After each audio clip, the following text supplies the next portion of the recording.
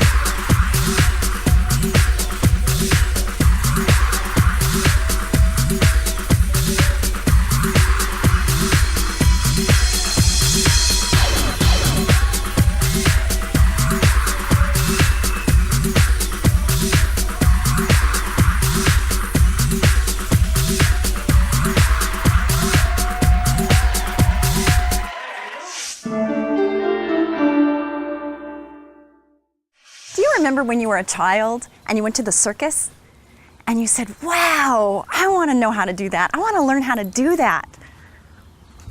That's kind of what happened with me. Went to the circus and I saw some acts and I saw some things and I thought, ride an elephant, dog doing all these fun tricks. Unicycle, well, maybe I could do that. Everything we do in life is we look at it and we go, okay, can I do that? We make a plan and then we work the plan. Today I want to talk to you about life lessons, goal setting, and love languages. That's a lot to talk about, but I want to talk about all three of those things. And the unicycle is a symbol, kind of a significant symbol for me, because it's not easy to ride a unicycle, and it took a lot of falling down on my bottom and getting hurt and whatnot, but I just kept getting back up, getting back on, and the message there is, get back up, get back on. I want to talk to you a little bit about love languages because another significant thing for me is the unicycle was a gift from my father. My father was of German descent, and he wasn't very affectionate, and he wasn't very affirming. But he was a gift giver. So every Christmas, every birthday, he gave me a big gift. Big by expensive, but usually big. Surfboard, a car, big. So one year it was a unicycle because I had gone to the circus and I decided I want to learn how to ride the unicycle because, why? I don't know, I just like to do different things. So he bought me a unicycle. So I want to tell you a little bit, I want to read to you from the Bible, so hang on one second. In 1 Corinthians 13, it talks about what love is. And here's what it says. Love is patient, love is kind, it does not envy. It does not boast, it is not proud, it is not rude, it is not self-seeking, it is not easily angered, it keeps no record of wrongs. Love does not delight in evil, but rejoices with the truth. It always protects, always trusts, always hopes, always perseveres. Love never fails. But where there are prophecies, they will cease. Where there are tongues, they will be stilled. Where there is knowledge, it will pass away. And at the very end it says, and now these three remain, faith, hope, and love, but the greatest of these is love. And I wanted to read that because I wanted to talk about the love languages. The first one is affection. Now, affection is physical touch. And people, even with affection, can want something different in that. Like, for instance, you rub a person's back. One person will want you to use your fingernails and the other person will want you to use their fingertips. So even within these 5 love languages, you got to understand what it is the other person wants. Not what you would like, but what they would want. And so there's affection, there's affirmation, which is words like you're so special, you're so wonderful, oh my gosh, I'm so happy you're with me, those types of things. Then there's acts of service, which is like getting somebody gas when they don't want to go to the gas station, or washing their car, or getting a cup of coffee. Just anything like that, any type of acts of service. Another one is quality time, spending time. Now, women usually say going to the movies is not quality time, and I agree with that because we can't talk, we can't be eye to eye and communicate. It's nice to veg once in a while, but true quality time is when you get to know the other person and you truly connect. And the last one that I want to talk about is acts of service, because that's the one, not acts of service, I'm sorry, gifts. And that's what my father did. And I never felt loved by my dad. Even though I'm sure he did love me, I never felt it. Because his love language, and we usually give in the love language in which we want to receive, in how we feel loved, and his was gifts. And I realized this morning when I was going to do this recording, is that I never really gave him any gifts. So he probably never felt loved by me, and God rest his soul, and if he's listening, I'm sorry, Dad, but I never really gave him gifts. I, wanted to get a hug and a kiss, so I'd try to do that with him. So it's really interesting how this works, but if you really, really, really want the person that you are caring about and loving, if you really, really, really want them to feel loved by you, you need to study them and understand what it is they want. Because you're going to give in the language you want, not in the language they want. So this is key when you're dealing with your children. It's key when you're dealing with your significant other. So I'm going to challenge you to pay attention, just pay attention, and learn what the love language of the person that you're wanting to give love to, learn their language so you can love them the way they want to be loved. And that's a wonderful message all on its own. And The unicycle was a gift from my dad, and it has wonderful, wonderful rewards because it taught me that sacrifice is worth it and that you have to persevere and you have to keep trying, and then you will conquer and you will be successful.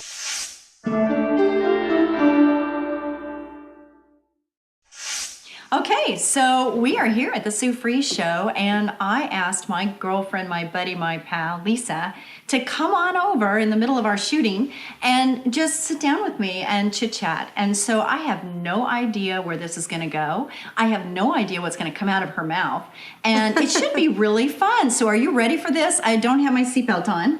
Oh, and I want to introduce my little girl. This is Missy, and she has a little Christmas outfit on, and it says Believe, and I just think it's so adorable, and I've been waiting for an opportunity for her to try it on, and I think she likes it. I don't know, what do you think? Yeah, I'm sure I think she's really it. adorable. Yeah. She's adorable. So Lisa, you said, what are we going to talk about? And I said, I don't know, what do you want to talk about? So what do you want to talk about?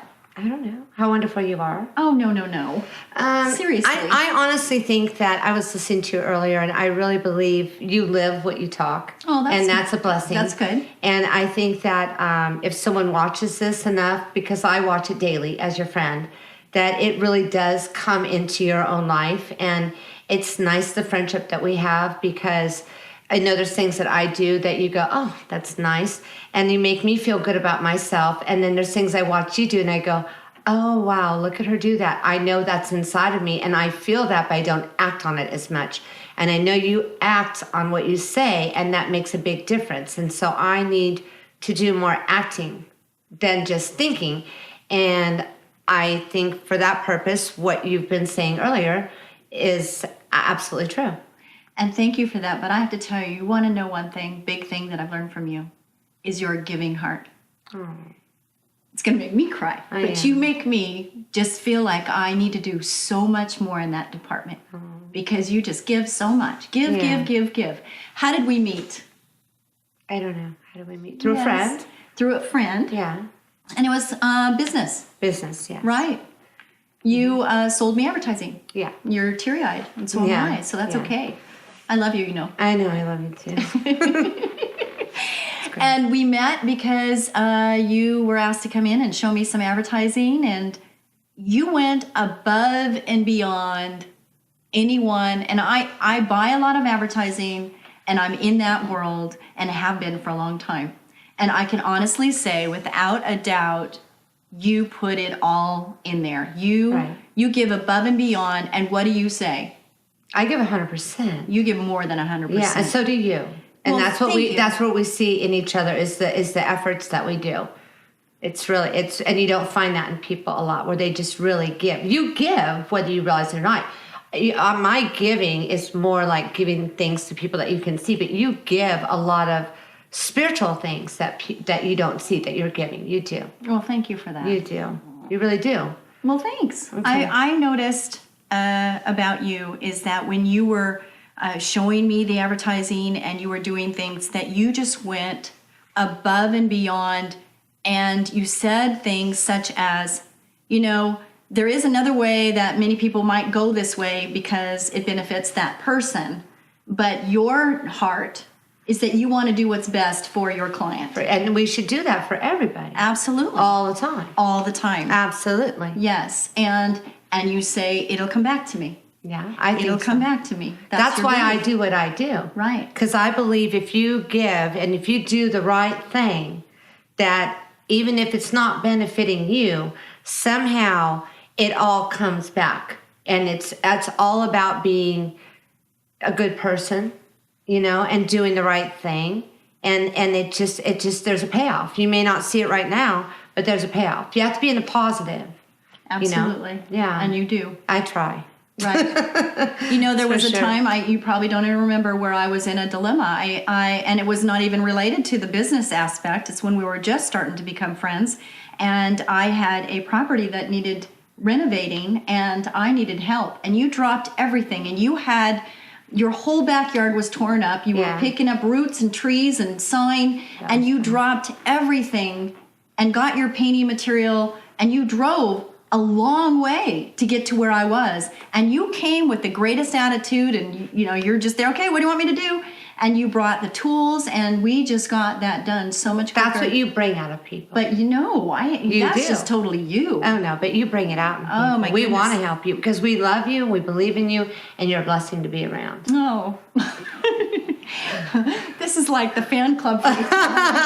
Sorry, it's true. But it's awesome. And for so many years growing up and everything, I always hung out with the boys because I got along better with the boys. Right. Because I like doing what they like to do. I wasn't into the doll thing. I had pet alligators when I was growing up. And I liked lizards, and I liked to play dodgeball and hide and seek in the dark and, do all the motorcycling things and stuff. And so I never really had the kind of female relationships that I wanted. And now in my current situation in my life, I realized that my dog's snoring. I realized that I had just missed out on having gal pals, having friends, because we can talk about anything. Anything like sisters. Yeah. Yeah.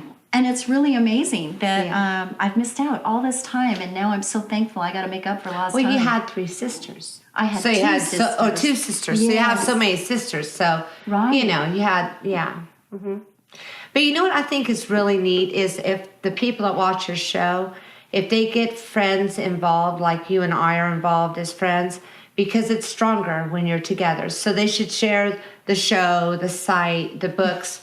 They should, because power comes in numbers, right? And we can go through something on our own, but it just helps so much when we have that friend. And if you get them involved and say, hey, I found this and I really think it's neat, and I think we should try to, listen to Sue, right? I mean, it wouldn't be a bad thing, quite honestly. And I think that'd be good. If girls buddied up, or even as a guy and a girl, and the positive thinking is and believing in what the Lord has to say for you, and everything that you stand for is just wonderful. I gotta say. Thank you. I just think you're the best. Oh, You're the bomb. she's wonderful. No, you are. So we each have dogs. We talk about our I got dogs. a Chihuahua because of her Chihuahua. Yeah, and Yeah. she didn't like it. She knew where she was going I to never liked Chihuahuas before. I'm sorry, but I love this dog, so I got a black one. You watched this one. Now I watched her all the time. I was babysitter. Yeah, you Chihuahua were. babysitter. And Yeah, and then you oh. said you were chopped liver when I'd come back in the room. You Yeah. said, what a traitor you are. Yeah. Oh, the dog loves me. Yeah, she Yes, does. She does. Yeah, and so you got a Chihuahua, and you said if it didn't work out, you knew that you could give it to me. I give her to you. Yeah. Pawn her off. Yeah, hand pawn her off. Whatever. But no, I knew there was a home for her. But we love our dog. I know you do. We do. I know you We do. love that little Roxy. And another thing that happened, which is just so ironic, is we both had floods.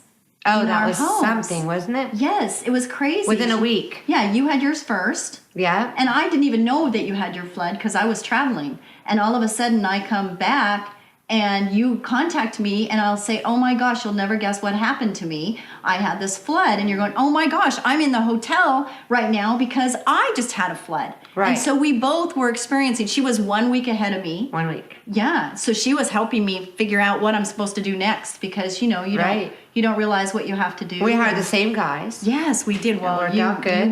You We worked figured out, it out. Yeah. Worked out pretty good for us. Right, Yeah. and you guided me along because Yeah. And then all this frustration that goes with that. yeah, We were okay because we got to share with knowing someone else goes through that same. This is normal. right. We were This saying, is nothing we have to be concerned about. see, there's a lesson in that too. See, Mm-hmm. because sometimes we think we're the Soul Ranger. We're out there all alone dealing with Only this me. battle, Mm-hmm. and then we don't realize there's other people that are going through the same trials and tribulations, but we don't know that because the devil wants us to feel isolation. He wants us to feel like we're all alone and that there is no hope for us. But that's a lie. And people who aren't positive want you to think that too, like, oh, you're so different from everybody else. Right. Like you are. But you realize that they're haters. You need to be around positive people that lift you up. Right. That go, I see what you're going through and you can get through this, rather than saying, I see what you're going through, that's who you are. And that's not who you are. and this That's is the what- situation you're in. Right. That's not who you are. Like your injuries, someone could have said, oh, you're damaged for life. That's just who you are. Accept the wheelchair, get used to it, put in the ramps. But you didn't. No, No, she didn't. no. She didn't. And I had people sometimes they would call me a gimp, and I took offense Right. to being called. I said I'm not a gimp. I'm far from a gimp. I'm Yeah. just in healing process, as we all are in some way or another. We're all in our healing process, Yeah. right? I mean, you're going through some struggles right now, trying to figure out what's the next Different step. things, And yeah. you know, we all have that. We all have where we're going, okay, what's the next step for me? What should I be doing next? And I look at it as like a book with different chapters, and we end this chapter, and then there's another chapter. And another lesson that I've been learning is that you have to close a chapter before you can open a new one. And sometimes we stay, I don't want to say stuck, but that's how you feel, is stuck. You know, in your current situation, you're going, I don't know how to get out of this, and I don't know. And then we have to do this evaluation of pros and cons of what is it we really want. Because if you're not clear on what you want, then you might go after the same thing you already had. So let's just get right into it. I've heard some of the things others have said about your book, Love Focused. One pastor said it is the best description he has read on how a relationship with God can truly change us. Another person called it the most practical Christian book he has read in a very long time. How do you explain why the book has been received so enthusiastically? Well, Sue, we are very fortunate to have had the opportunity to spend many, many hours with people in counseling settings and informal settings. And we have found a unique opportunity to share with other people what we believe are some really amazing ways to help people to grow spiritually. They are unique. They're different than a lot of times what we think about Christian counseling and how we help people to grow. But what we have found in this approach is that it really gives hope to people. A lot of times, as you probably know, in Christian counseling and secular counseling, the focus is on trying to heal the past, like you said in your introduction. Right. And we have found that that is not necessary. And a lot of times people will come to us after they've gone to secular counseling or Christian counseling, and they tell us, I've worked through my issues. I've worked through all my childhood difficulties and traumas and hurts, and yet they're still not in a very healthy place. They're not free to serve others. They're very self-centered, and they're not free to love other people. And over the years, we've been saying to ourselves, okay, what's causing the problem here? Why isn't this approach to counseling work? Mm-hmm. And we have come up, again, not us. This is all about the Lord directing us. The last thing we want to be doing here is talking about ourselves, or it's not our deal. But we just are very grateful that the Lord has given us a different way of approaching things and defining the problem. It's so easy to define the problem in very superficial ways that really ends up with a superficial solution. Uh-huh. And so we're able to help people change because we're focusing primarily on their belief system, what they are thinking, like you said, not about what's happened in their past. Mm-hmm. We believe it's how we interpret and how we think about the past. That's what determines how we respond to it. It's not the past itself. It's how I interpret it. And that's true. So I'm sure that you're going to go into how you get to that. You have to change the belief system. That's we right. just have to change what we believe in and how we believe. Mm-hmm. So why do you think people find the model for Christian growth you present so much more effective than others? Well, I think in many ways, just what Bob was saying, we're not looking a lot of people come into counseling and they're saying, just tell me what to do. I need to just tell me something different because what I'm doing isn't working. But we find if any of you have teenagers, how often does that really work when a teenager is strongly believing one thing and you tell them to do something? Does that really work in the long run? Because what happens is we're telling our brains to do something that they don't think is right. So what we do is we get to the root of the problem and start dealing with what are the beliefs that are driving our behavior. Because a lot of people say, well, it's my sin nature. But what we're really doing is taking apart our sin nature and really diagnosing what is it about our sin nature that is causing us to produce sinful behaviors. Let me give you an example. Several years ago, I was in a women's Bible study, and it went for 6 months, and for almost a year, one woman every week would have the same prayer request. Please, help me be patient and not yell at my kids. And I'm all for prayer. That's great. But the sad thing is every week she would come back and we'd say, well, how are you doing? And same prayer request. And right. I think because we were just telling her, don't get angry, don't get impatient, instead of really looking at what are the beliefs that are driving her need to get angry and impatient with her children. In some way, she was believing, I need my world to be a certain way because I'm not trusting God. And we just needed to take that apart a little bit.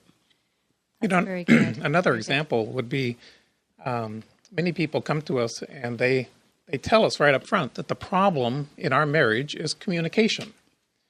And I'm seeing in front of me a couple, very sharp couple, very mature Christians. And let's say he's an attorney and she's a very sharp CPA. And in order to reach their level of success in the world, they have to communicate very, very well. And so we tend to hear people say, we've got to solve the communication problems. And yet they're great communicators. It is not a communication problem. There are issues underneath that are causing the real problem.